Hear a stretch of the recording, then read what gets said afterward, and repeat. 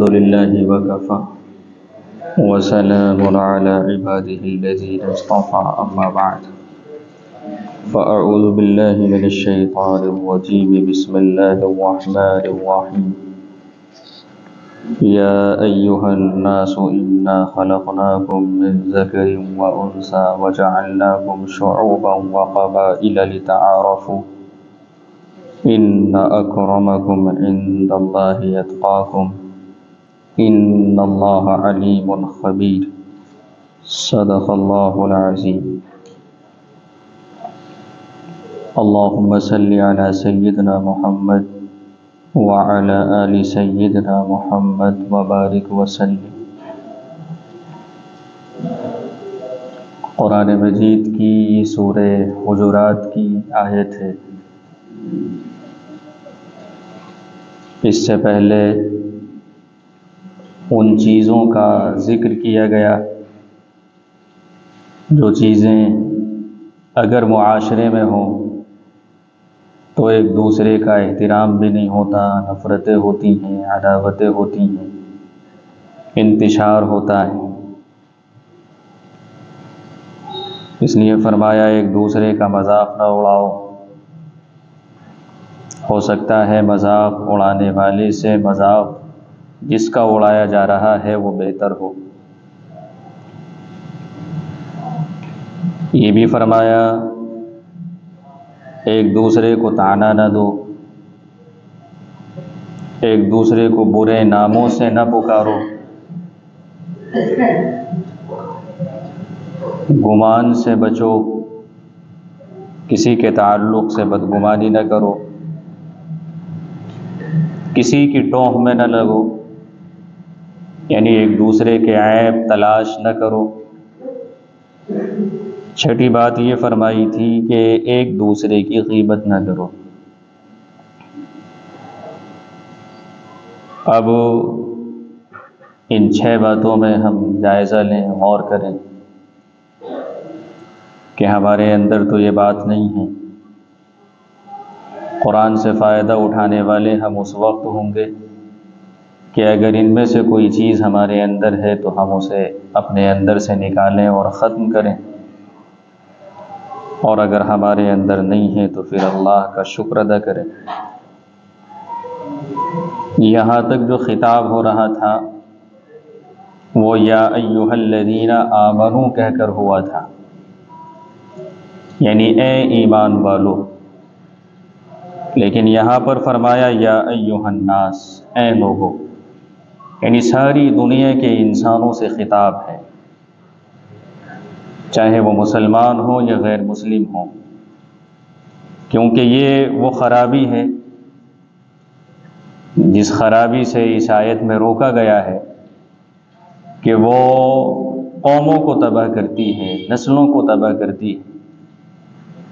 اس لیے سب سے خطاب کیا گیا یا ایھا الناس، اے انسانوں، انا خلقناکم من ذکر و انثی، ہم نے تم کو ایک ماں اور باپ سے پیدا کیا ہے۔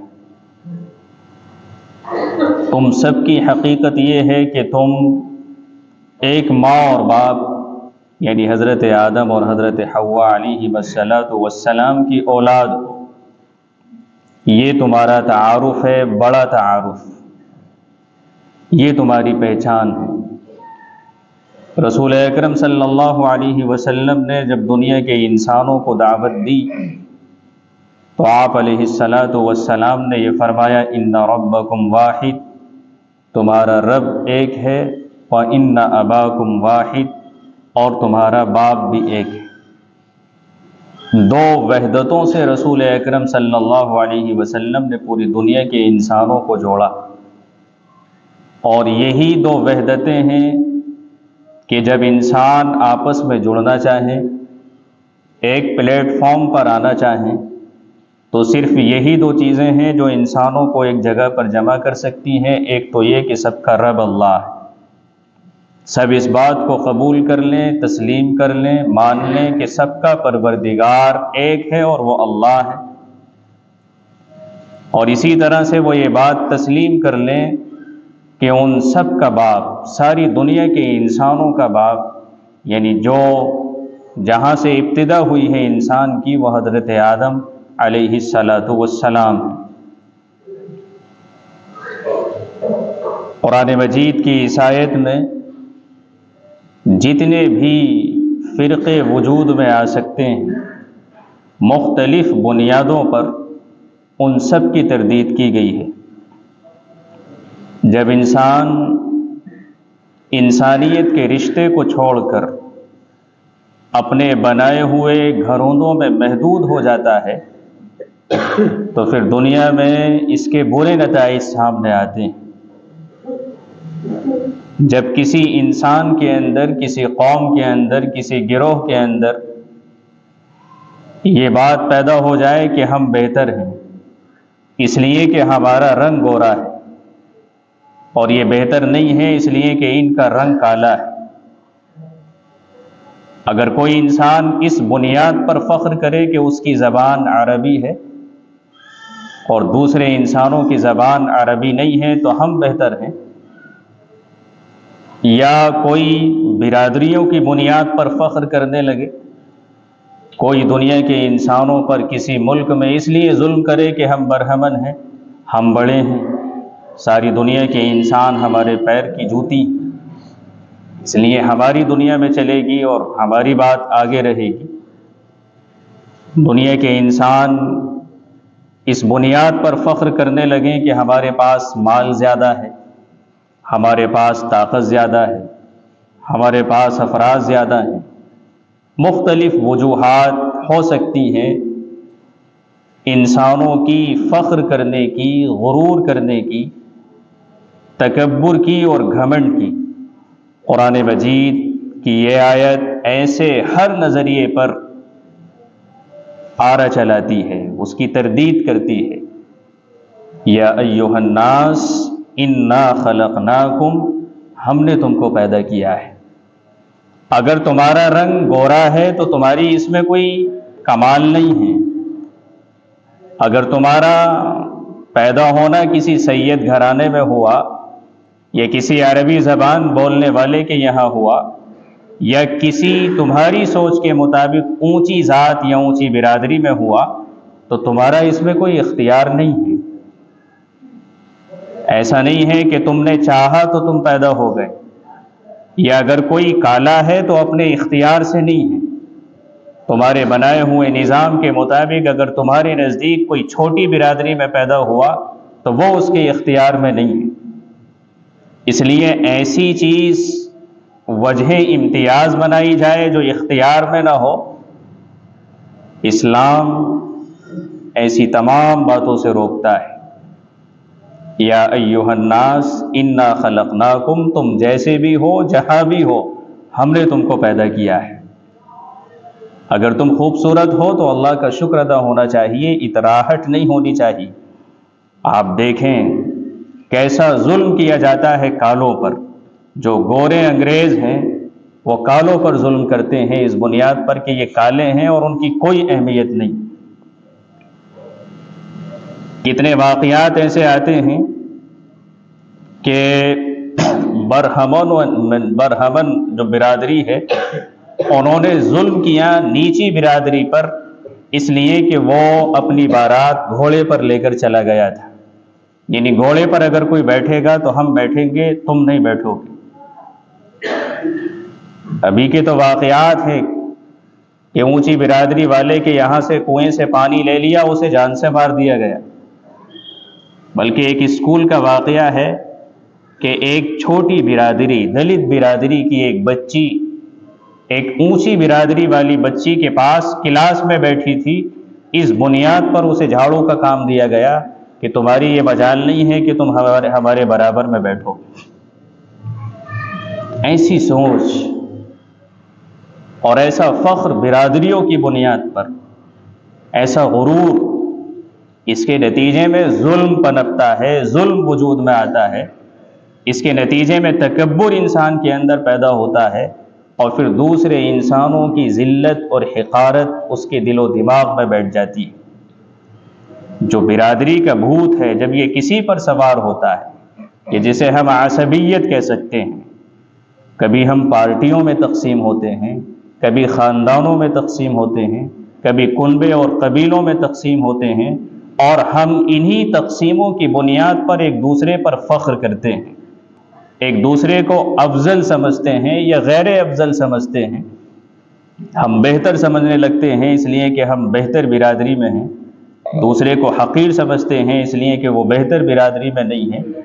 قرآن مجید اس سے انکار کر رہا ہے، روک رہا ہے، اور انسانوں کو یہ یاد دلا رہا ہے، یا ایھا الناس انا خلقناکم من ذکر و انثی، اے انسانوں اپنی حقیقت کو پہچانو، تم سب ایک ماں باپ کی اولاد ہو۔ پوری انسانیت ایک رشتے میں بندھی ہوئی ہے جسے بھائی چارے کا رشتہ کہتے ہیں۔ تمہارے اندر بھی ویسا ہی خون ہے جیسے دوسرے کے اندر، تمہاری پیدائش بھی ویسی ہے جیسے دوسرے کی۔ انسان ہونے میں تم میں اور اس میں کوئی فرق نہیں ہے، تم سب انسان ہو۔ حضور اکرم صلی اللہ علیہ وسلم نے حجۃ الوداع کے موقع پر جو خطبہ دیا تھا اس میں آپ نے واضح ارشاد فرمایا تھا کہ کسی کالے کو کسی گورے پر، کسی عربی کو کسی اجمی پر کوئی فضیلت حاصل نہیں ہے۔ فضیلت کا مدار حضور اکرم صلی اللہ علیہ وسلم نے فرمایا تقویٰ ہے، پرہیزگاری ہے۔ جو اللہ کا بندہ جتنا اللہ کا اطاعت گزار ہوگا، نیک ہوگا، پرہیزگار ہوگا، وہ ہے معتبر، وہ ہے عزت والا، وہ ہے اللہ کے نزدیک بڑا۔ تم اپنی سوچ کے مطابق بڑے ہو سکتے ہو۔ اس لیے رسول اکرم صلی اللہ علیہ وسلم نے ایک حدیث میں یہ فرمایا کہ انسان کبھی کبھی اپنے آپ کو بڑا سمجھتا ہے کہ میں ہوں بڑا، اور آپ علیہ الصلاۃ والسلام نے فرمایا حالانکہ اس کا حال یہ ہوتا ہے کہ وہ لوگوں کے نزدیک کتے اور خنزیر سے زیادہ بدتر ہوتا ہے۔ اپنے نزدیک بڑائی کا احساس اس نے پیدا کر لیا ہے، کسی کو خاطر میں لانے کے لیے تیار نہیں کہ میں بڑا ہوں، اپنے ذوم میں، اپنے گمان کے مطابق۔